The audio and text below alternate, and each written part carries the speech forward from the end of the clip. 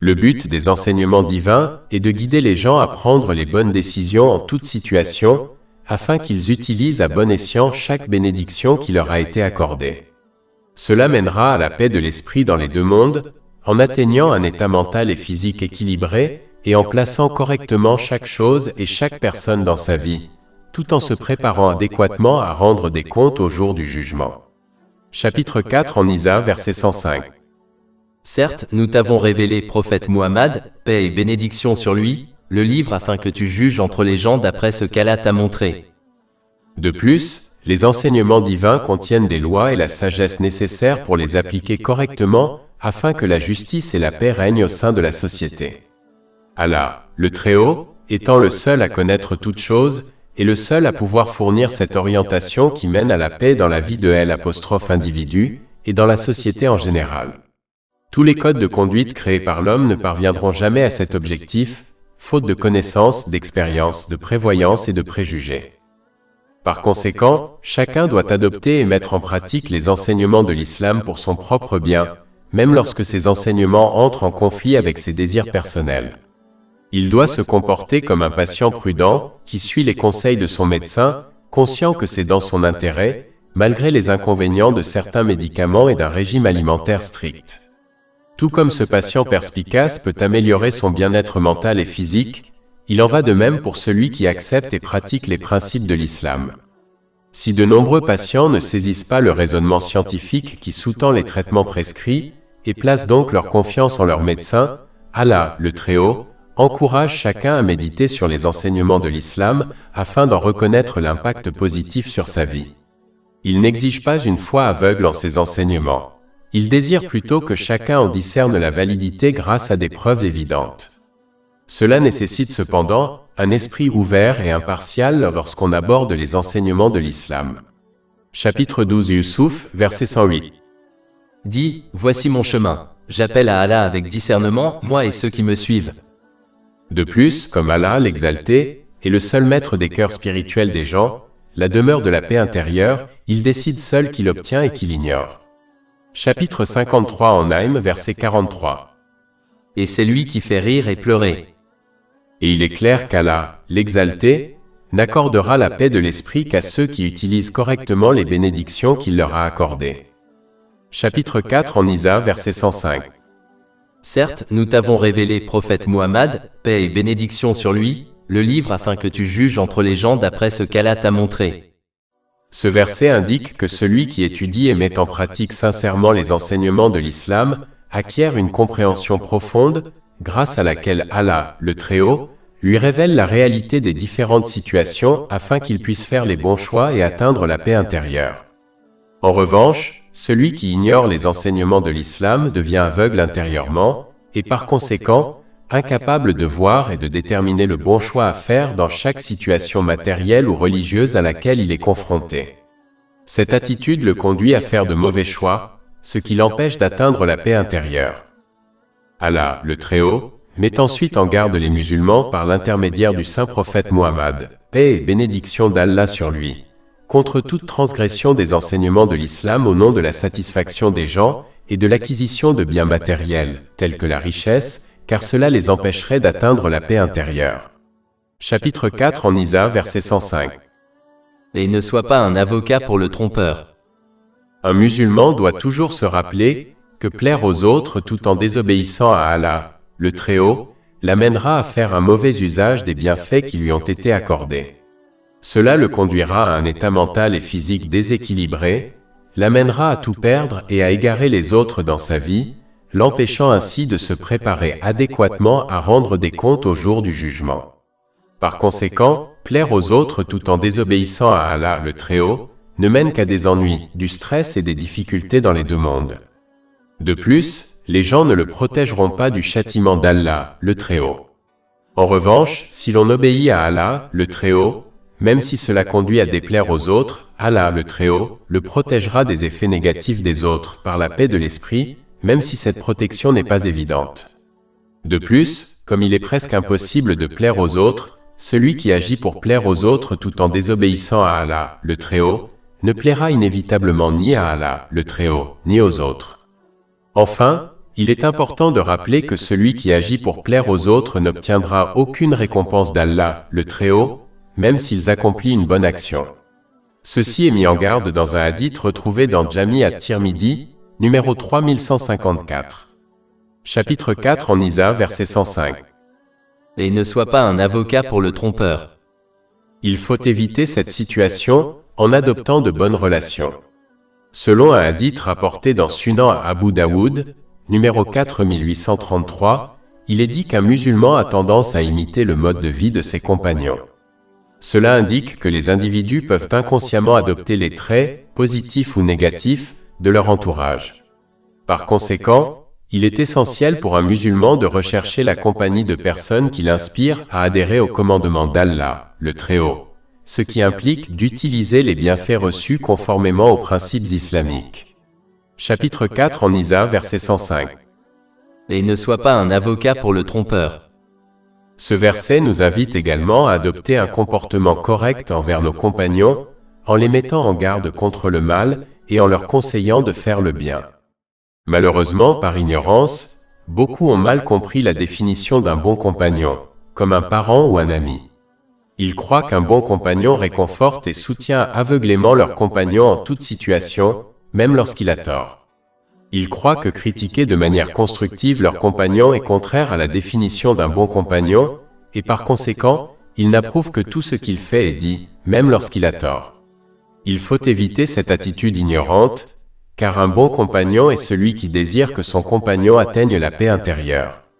Cela n'est possible qu'en le mettant en garde contre le mal et en lui conseillant de faire le bien, afin qu'il utilise correctement les bienfaits qui lui ont été accordés, conformément aux enseignements de l'islam.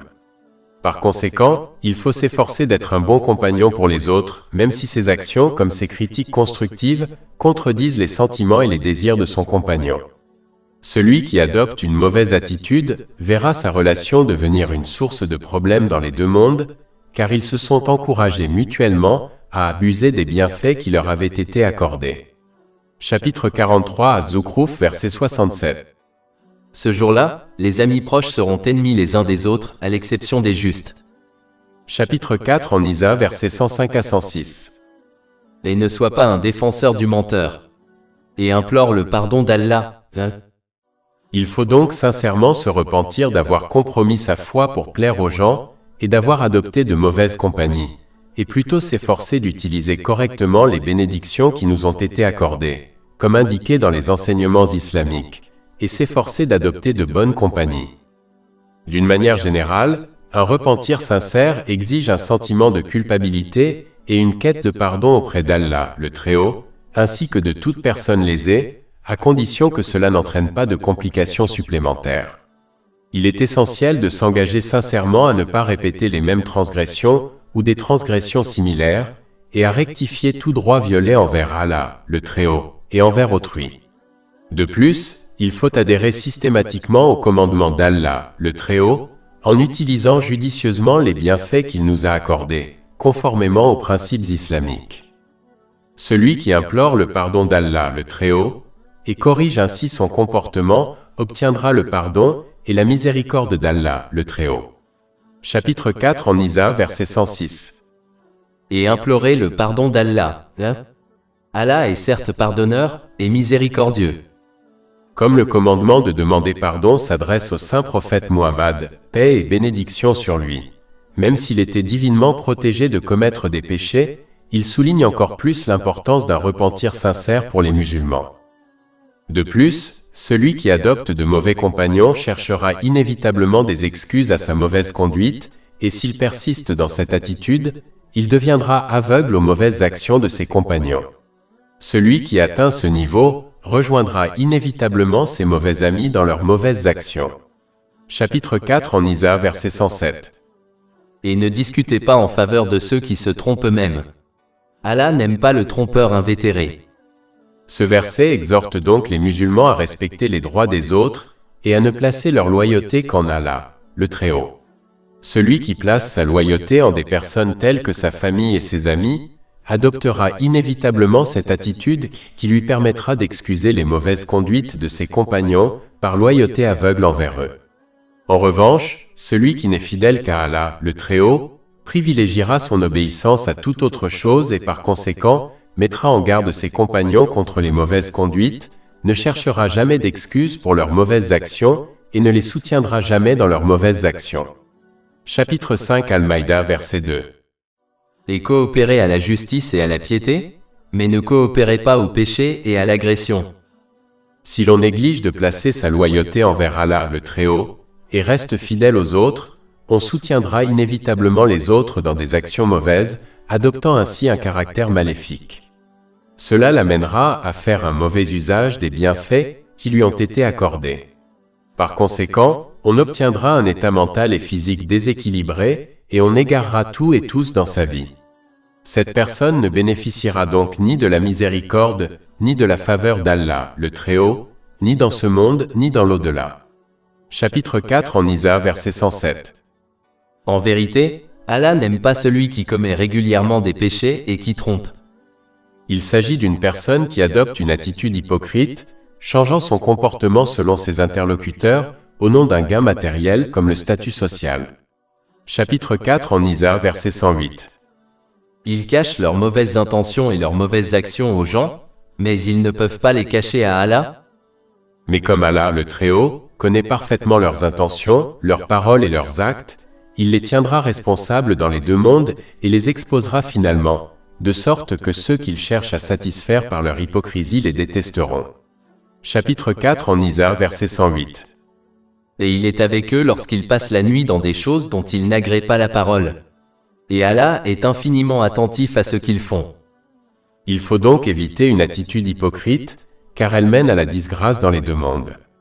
En effet, celui qui adopte une attitude hypocrite ici-bas aura deux langues de feu dans l'au-delà. Un hadith retrouvé dans Sunan Abu Daoud, numéro 4873, met en garde contre ce comportement. Il est donc essentiel de corriger son comportement afin d'atteindre la paix intérieure dans les deux mondes. Il est essentiel de corriger son intention afin d'agir uniquement pour plaire à Allah, le Très-Haut. Quiconque agit pour toute autre raison n'obtiendra aucune récompense d'Allah, le Très-Haut. Un hadith retrouvé dans Jami at-Tirmidhi, numéro 3154, met en garde contre ce comportement. Il est essentiel de corriger son discours afin de ne dire que du bien ou de se taire. Il est essentiel de corriger ses actions afin d'utiliser correctement les bienfaits qui lui ont été accordés, conformément aux enseignements islamiques. Cela lui permettra d'atteindre un état mental et physique équilibré et de placer correctement toute chose et toute personne dans sa vie, tout en se préparant adéquatement à rendre des comptes au jour du jugement. Ce comportement conduira donc à la tranquillité d'esprit dans les deux mondes. Chapitre 4 en Nisa, verset 108. Et il est avec eux lorsqu'ils passent la nuit dans des choses dont ils n'agréent pas la parole. Et Allah est infiniment attentif à ce qu'ils font. Les paroles peuvent être classées en trois catégories distinctes. La première catégorie est celle des paroles nuisibles, qu'il convient d'éviter complètement. La deuxième catégorie est celle des paroles bénéfiques, qu'il convient d'exprimer au moment opportun. La troisième catégorie est celle des paroles vaines. Bien que ce type de paroles ne soit ni un péché ni une vertu, elles peuvent conduire à des paroles pécheresses, d'où la nécessité de les éviter également. De plus, les paroles vaines peuvent engendrer des regrets au jour du jugement, car on se souvient du temps et des occasions gaspillées en de telles paroles.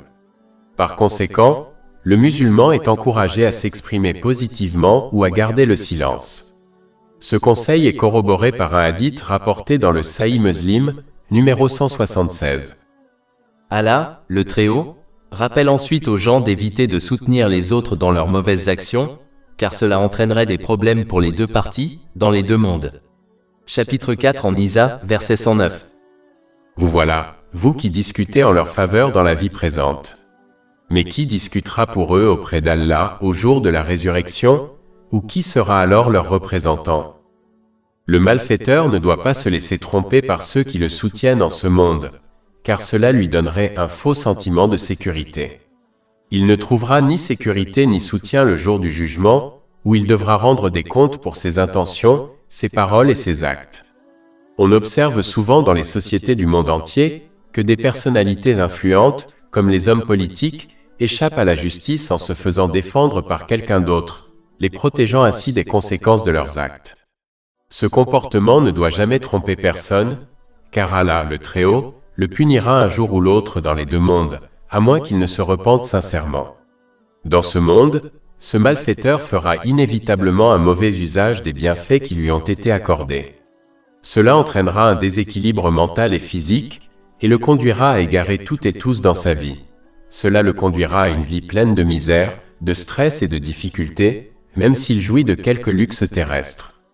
De plus, son attitude l'empêchera de se préparer adéquatement à sa responsabilité au jour du jugement.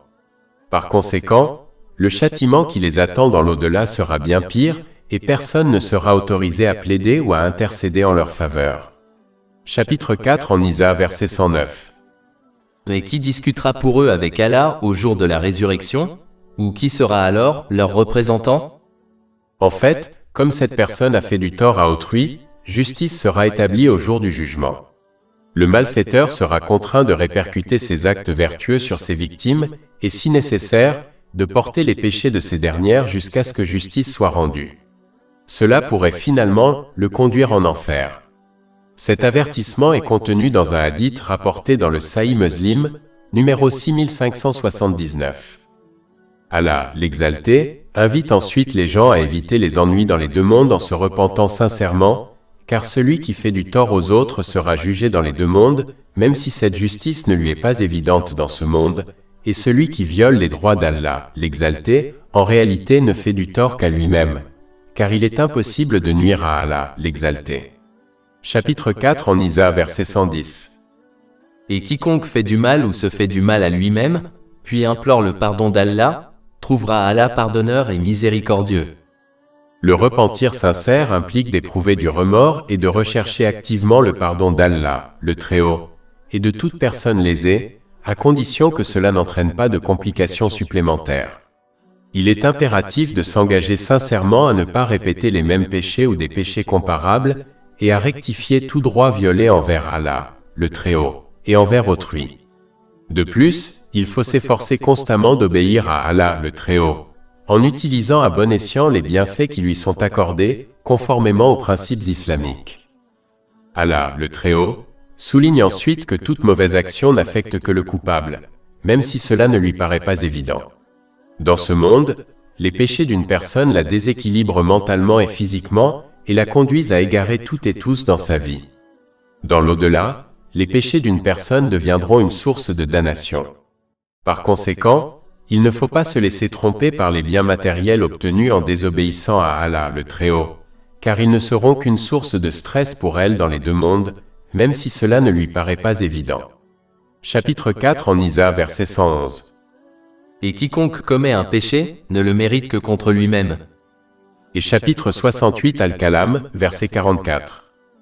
Nous les mènerons progressivement à la punition, là où ils ne savent pas.